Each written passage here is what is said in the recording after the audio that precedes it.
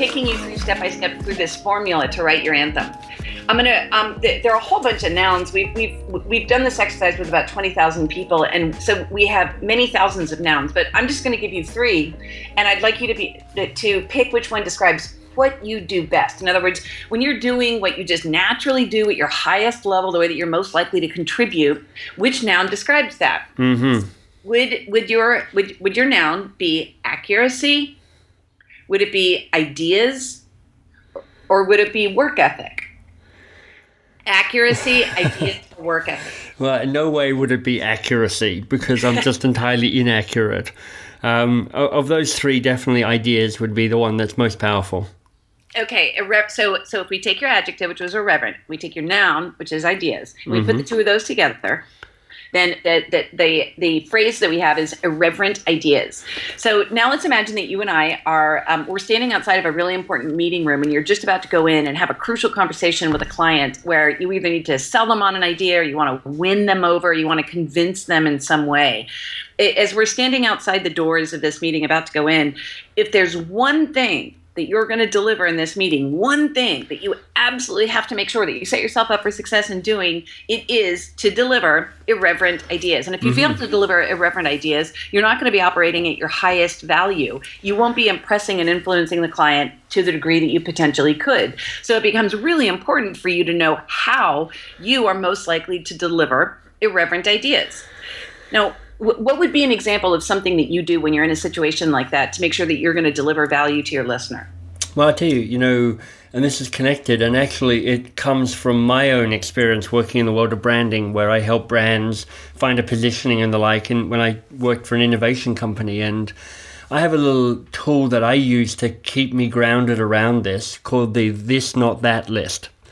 And on the this, not that list are pairs of words, about 8 or 9 pairs of words that remind me of what I'm like at my best, and also remind me what I'm like, not at my worst, but when I'm at a kind of suboptimal level. So, one of the pairs of words, and it ties in with exactly what you're saying, is provocative, not sycophantic.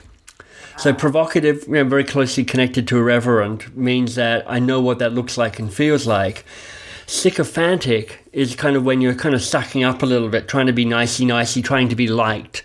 And I know what that looks like and feels like. And Sally, one of the reasons this has helped me is it really helped me go, not only do I want to remember what I'm like at my best, which is, what your anthem is about and what just identifying myself as the maverick leader is about, but it's also about noticing when I fall off out of that sweet spot, and what are the kind of behavioral clues around that, which will mean that I can kind of reconnect back to the way I want to be.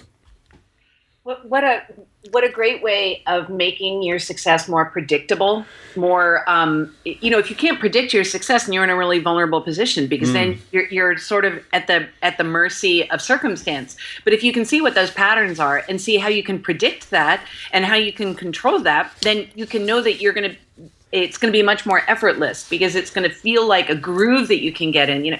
We all know that feeling when you're doing a presentation or you're having a conversation with a friend, and the words just seem to flow, and it feels so easy and it feels so good.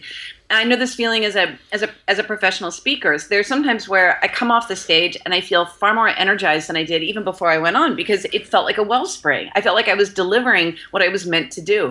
On the other hand, there are other conversations or situations that are just so exhausting and draining. Right. To us. And so if you can know who you are at your best, if you can know the areas that make you naturally extraordinary, then you can simply focus on delivering that and take the rest of it off the table. When we study high performers, over the last 4 years, we've studied 300,000 professionals, and we looked at the patterns among the highest performers. We went inside high-performing companies like AT&T and GE, and we found that what high performers have in common, one of the key things they do that's different than everybody else, is they don't try to be all things to all people. They don't try to be great at everything. They focus on being extraordinary in one particular way. They deliver a specific benefit that nobody else can touch. And because they put all their energy into over-delivering in this one specific way, they have a clear reputation, a clear expertise. Now, when I say one way of over-delivering, I'm not necessarily talking about a skill or a talent. I'm talking about a quality, a personality quality, being able to provide something to the people on your team or to your clients or to the people that you love. Your personality naturally has these differentiators, and they're built in. You don't have to create it. You don't have to change who you are. You have to become more of who you are. And the more that you can become more of who you are, the more people come to you for exactly what you naturally do best. You know, it reminds me a lot of that great Steve Jobs quote around focus. You know, he said focus means saying no to the hundreds of other good ideas that are out there. And the tweak, as I hear you talk, is focus means saying no to the hundreds of other ways you can kind of show up in the world, so that you actually choose to show up that plays to your innate strengths, the strengths that you've identified. Hey, it's MBS here. My newsletter is The Works with MBS. Every week I do a short distillation of something essential that will unlock your greatness. You can sign up at mbs.works.